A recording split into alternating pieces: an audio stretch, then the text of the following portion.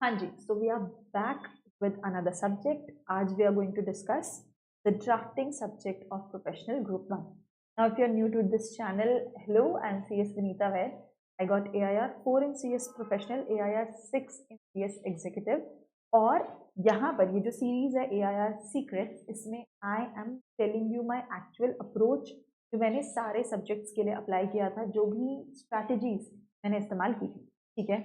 सो drafting के subject के लिए we will be discussing the theory as well as draft, ठीक है.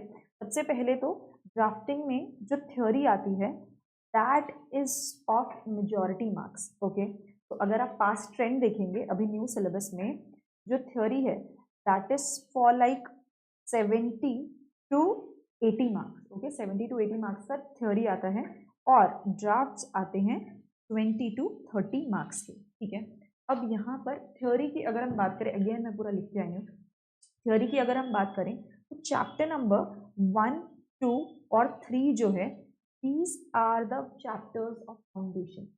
हमको जनरल प्रिंसिपल्स जो लॉ हैं वो पता चलता है कि ड्राफ्टिंग एग्जैक्टली है क्या, ओके. सो ये वाले फाउंडेशन है, इसमें से you should not be skipping anything.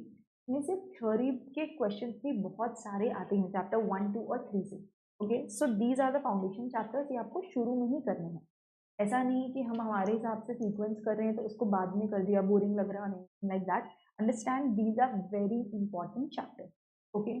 Now another thing is कि थ्योरी और ड्राफ्ट जो है ना, कि जो हम बोलते हैं ना एक ही सिक्के के दो पहलू हैं, two sides of a coin, it's that only. तो कोई भी चीज का, कोई भी टॉपिक का वाई, कि हम ये क्यों कर रहे हैं, क्यों ऐसा लिखना है, तो वाई आपको थ्योरी से पता चलता है. और लिखना कैसे है, how do we present it, क्या क्या चीजें इंक्लूड होनी चाहिए, वो हाउ आपको ड्राफ्ट से पता चलता है. तो अगर आप इन दोनों को आइसोलेशन में पढ़ोगे, अलग अलग पढ़ोगे, तो बहुत ज़्यादा कंफ्यूजन होगा और टाइम लगेगा. वाई? क्योंकि आपने उसका थ्योरी एक साथ पढ़ लिया, नेक्स्ट मंथ आप ड्राफ्ट कर रहे हो, तो that will create a lot of confusion कि किसमें क्या पढ़ा था. इसीलिए ड्राफ्टिंग में हमेशा थ्योरी और ड्राफ्ट को साथ साथ में ही पढ़ना है. तो कोई भी चैप्टर आप कर रहे हो, कोई भी टॉपिक पढ़ रहे हो, उसका थ्योरी देख लिया और उसके बाद ड्राफ्ट देख लिया, so your why and how are clear, okay. Another thing, जो ड्राफ्टिंग के रिक्वायरमेंट्स वाला टॉपिक है, ड्राफ्टिंग की क्या क्या रिक्वायरमेंट्स है, इस पर्टिकुलर डीड की क्या रिक्वायरमेंट्स है, या फिर एक टॉपिक होता है points to be kept in mind, points to be kept in mind, ये वाले सवाल भी हर एग्जाम में आते हैं, ठीक है. तो ये वाले टॉपिक्स अच्छे से पढ़ के जाना.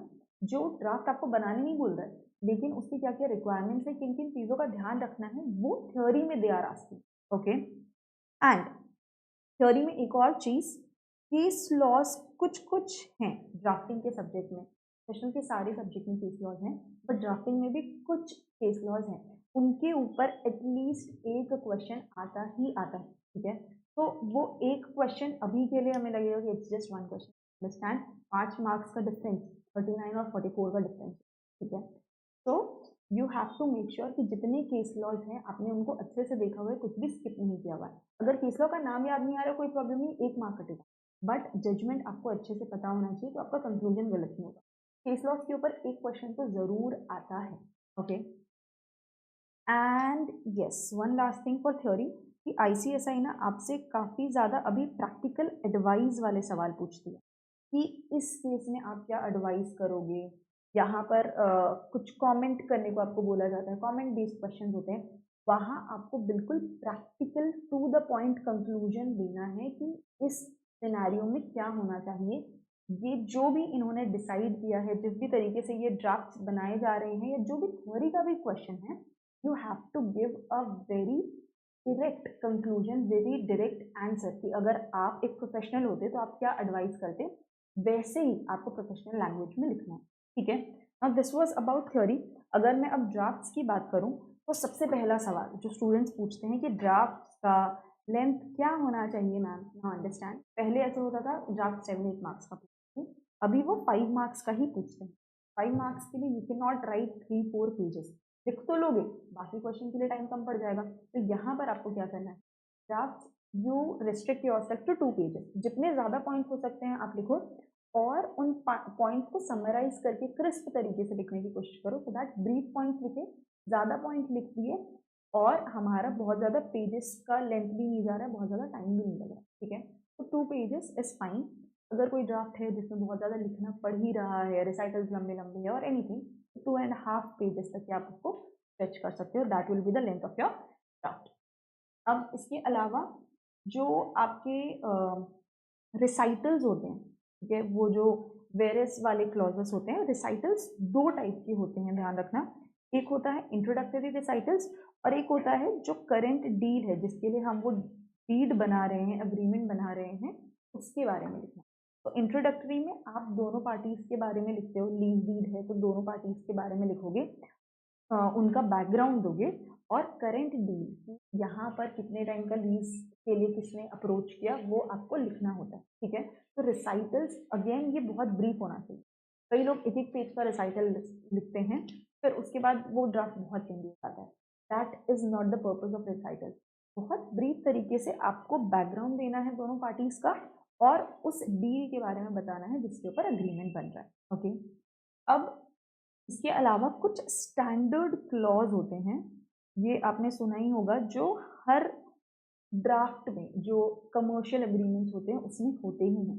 जैसे डिस्प्यूट रेजोल्यूशन का टर्म, यानी कि पीरियड का, पेमेंट का, फोर्स मेजर का, के अलावा गवर्निंग लॉज का, ठीक है। ये ऐसे क्लॉजेस हैं जो स्टैंडर्ड क्लॉजेस हैं।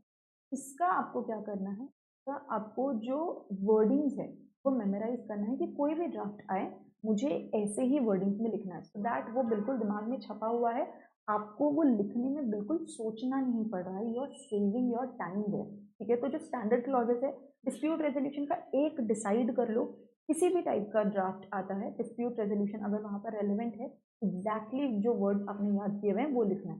दैट वो आपको कॉन्फिडेंस भी दिलाता है कि कुछ पॉइंट्स मैंने बहुत अच्छे से लिखे हैं और टाइम भी आपका सेव होता है, ठीक है। रिसाइटल्स वी टॉक, स्टैंडर्ड क्लॉजेस हमने बात कर लिया। हाँ, के अलावा एक कॉमन मिस्टेक है स्टूडेंट्स की, वो क्या करते हैं, जो उनको आखिरी में सिग्नेचर वाला पार्ट लिखना होता है या विटनेस वाला पार्ट लिखना होता है ना, इन विटनेस वेयर ऑफ, वो मिस कर जाते हैं। अब उसमें भी 1-2 मार्क्स कट जाते हैं। मैंने बहुत सारे टेस्ट पेपर्स चेक किए हैं जिसमें वो आखिरी आखिरी के पॉइंट्स मिस कर जाते हैं, या फिर बहुत शुरुआत में जो लिखना होता है कैपिटल्स में, दिस अग्रीमेंट एक्सेट्रा एक्सेट्रा, वो मिस कर जाते हैं, तो उससे भी मार्क्स कटते हैं। You have to make sure कि आप वो हाँ हो जाएगा के चक्कर में जब प्रैक्टिस करते हो तो नहीं लिखते हो और वो एग्जाम में भी रह जाता है। तो वो दिमाग में रखना है कि पूरा ड्राफ्ट आपका कंप्लीट होना है, ठीक है। And when it comes to pleadings, जो आपका प्लीडिंग्स वाला पार्ट है, उसमें you have to make sure कि जो प्रेयर होता है ना, जो रिलीफ होता है, you have to write it, it is a must, ठीक है। इसके बिना आपका पिटिशन इनकम्प्लीट है, मार्क्स कट जाएंगे, क्योंकि आप चाहते क्या हो उस पिटिशन में, वो अगर नहीं लिखा तो आपकी मदद ही नहीं होगी। तो again the institute wants to see कि आप पिटिशन प्रिपेयर कर पाओगे या नहीं कर पाओगे, क्योंकि प्रोफेशनल क्लियर करने के बाद आपको वो सारे काम करने हैं, ठीक है। तो प्रेयर और relief, make sure that you are including in the pleadings in the petition, okay. And another thing कि आपको सारे ड्राफ्ट्स प्रैक्टिस करने होते हैं, कि जितने बुक में दिए हुए हैं, ये भी एक बहुत कॉमन सवाल होता है। सारे ड्राफ्ट आपको प्रैक्टिस करने की ज़रूरत नहीं है। You have to decide a number कि अभी जितना टाइम बचा है उसमें I do let's say 25 draft और 30 ड्राफ्ट और 40 ड्राफ्ट, ये आप डिसाइड करो। मैं जनरली मेंटरशिप में स्टूडेंट्स को सजेस्ट करती हूँ कि आप जितना टाइम बचा है उसके हिसाब से 30 to 40 ड्राफ्ट्स आप डिसाइड करो, इतना लिखना है। अब एक पेज में ड्राफ्टिंग की नोटबुक के लास्ट पेज में आप 1 to 40 का नंबर लिख लो और हर दूसरे दिन आप एक ड्राफ्ट उठा के बनाओ, ठीक है। जो आपने अभी तक ये ड्राफ्ट बनाए वो अलग है, अभी जब आप प्रिपरेशन कर रहे हो, रिविजन कर रहे हो, उस वक्त हर ऑल्टरनेट डे एक ड्राफ्ट बनाओ। शुरुआत में टाइम लगेगा बट वो स्पीड अप हो जाएगा, आपकी क्वालिटी भी बेटर होगी और आपका बिना लोड लिए आराम से 30 to 40 ड्राफ्ट बन जाएंगे। तो that is something which you can also do, ठीक है। तो yes, these are the things जो ड्राफ्टिंग में आपको ध्यान रखनी है, जिसमें से काफ़ी कुछ मैंने अप्लाई किया था और काफ़ी कुछ जब मैं पढ़ा रही थी या फिर स्टूडेंट्स को मेंटोर करते वक्त मुझे जो सवाल आए थे उसका जवाब मैंने यहाँ पर दिया.